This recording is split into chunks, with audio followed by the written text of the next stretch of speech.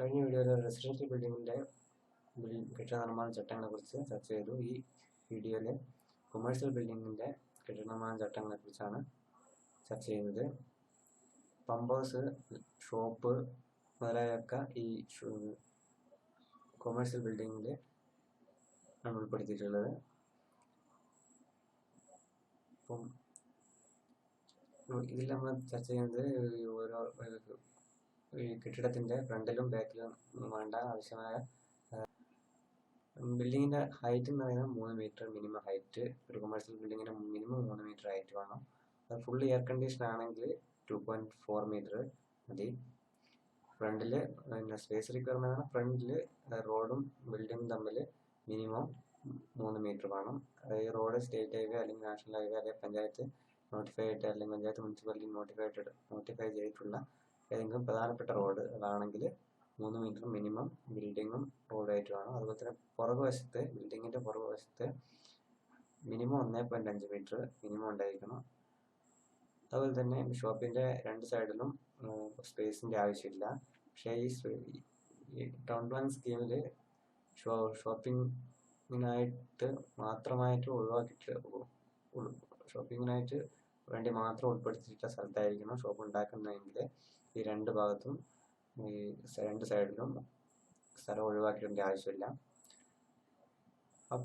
പക്ഷേ ഈ സ്ഥലം ഈ ഭാഗത്ത് ഈ രണ്ട് സൈഡിലും ഓപ്പണിങ്ങും ഡോറോ വിൻഡോസോ ഒന്നും കൊടുക്കാൻ പറ്റില്ല. ഡോറോ വിൻഡോസോ കൊടുക്കുകയാണെങ്കിൽ മിനിമം ഈ 1.5 മീറ്ററിൽ രണ്ട് സൈഡിലും ഓപ്പണിങ് ആവശ്യമുണ്ടോ. തുറസായ സ്ഥലം ഉണ്ടെങ്കിൽ മാത്രമാണ് ഒരു ഡോറും വിൻഡോസും ഈ സൈഡ് കൊടുക്കാൻ പറ്റും. പിന്നെ നോക്കുന്ന ടോയ്ലറ്റിൻ്റെ എണ്ണമാണ്. ഒരു ബിൽഡിങ്ങിൽ മിനിമം ഒരു കൊമേഴ്സ്യൽ ബിൽഡിങ്ങിൽ മിനിമം ഒരു ടോയ്ലറ്റ് വേണം. അതുപോലെ തന്നെ ഓരോ നിലയിലും ഓരോ വാഷ് ബേസിന് മിനിമം വേണം. പിന്നെ നോക്കുന്നത് പാർക്കിംഗ് സ്പേസ് ആണ്. പാർക്കിംഗ് സ്പേസ് എന്ന് പറഞ്ഞാൽ ഈ ബിൽഡിങ്ങിന്റെ 100 m² ഒരു പാർക്കിംഗ് സ്പേസ് എന്ന രീതിയിൽ കൊടുക്കണം. അപ്പോൾ ഇവിടെ ഒരു 200 m² ഉള്ള ഒരു ബിൽഡിംഗ് ആണെങ്കിൽ ഇവിടെ മിനിമം 2 കാർ പാർക്കിംഗ് സ്പേസ് കൊടുക്കണം. ഒരു കാർ പാർക്കിംഗ് സ്പേസ് എന്ന് പറഞ്ഞാൽ അതിൻ്റെ നീളം 5.5 മീറ്ററും വീതി 2.7 മീറ്ററുമാണ്. അതാണ് ഒരു കാർ പാർക്കിംഗ് സ്പേസ്. പിന്നെ സ്റ്റെയറിൻ്റെ വിഡ്ത്ത് എന്ന് പറഞ്ഞാൽ കൊമേഴ്സ്യൽ ബിൽഡിങ്ങിൻ്റെ സ്റ്റെയറിൻ്റെ വിഡ്ത്ത് മിനിമം വിഡ്ത്ത് 1.2 മീറ്ററാണ്. അത് സ്റ്റെപ്പിൻ്റെ ഹൈറ്റ് 15 സെൻറ്റിമീറ്റർ ആണ്. പിന്നെ ഇത് 3 നില കൂടുതലുള്ള ബിൽഡിംഗ് ആണെങ്കിൽ അതിനൊരു ഫയർ എസ്കേപ്പ് സ്റ്റെയർ നിർബന്ധമായിട്ട് കൊടുക്കണം. ഫയർ എസ്കേപ്പ് സ്റ്റെയർ കൊടുത്താൽ മാത്രമാണ് നമുക്ക് ഫയർ ഡിപ്പാർട്ട്മെന്റിൽ നിന്ന് NOC കിട്ടുക. ഫയർ എസ്കേപ്പ് സ്റ്റെയറിൻ്റെ പ്രത്യേകതകൾ അതിന് മിനിമം വിഡ്ത്ത് 75 സെൻറ്റിമീറ്ററും അതിൻ്റെ ഹൈറ്റ് മാക്സിമം ഹൈറ്റ് ഒരു സ്റ്റെപ്പിൻ്റെ ഹൈറ്റ് എന്ന് പറഞ്ഞാൽ 19 സെൻറ്റിമീറ്റർ ആയിരിക്കണം.